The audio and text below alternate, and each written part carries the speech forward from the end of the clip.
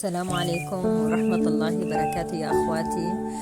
رح نساوي يقطين باللبن أو قرع بتسموه انتو عطرية، إن شاء الله تنال إعجابكم.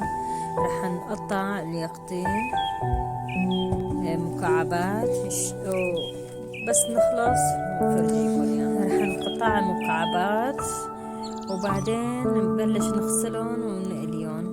وهي صدر الدجاج معه رح نسلقها، نبلش نحطها على النار ونبلش نساوي لبن حتى يستوي الصدر الجاي. بكون خلصنا اللبن، حطينا نشا، حنخلطهم مع بعضهم ونحط ظرف ماجي. انا بحبها على طريقتي، ان شاء الله ينال اعجابكم. وبعدين بحطها على النار.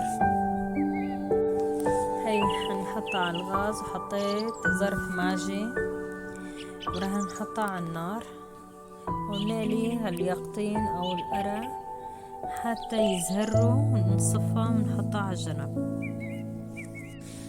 هي خلصنا من قلقة القرع وحطيناه على الجنب. راح نحطها باللبن. استوت اللبنات، حطينا القرع بقلب اللبن وراح نحط كمان الصدر دجاج معه. هي بعد ما سلقناه خلصنا منه. لا تنسوا رشة ملح. وهي ألف صحة وهنا على قلبكم. هيك طلع، ولا تنسوا لايك واشتراك بقناتي. إن شاء الله بيجيلكم كل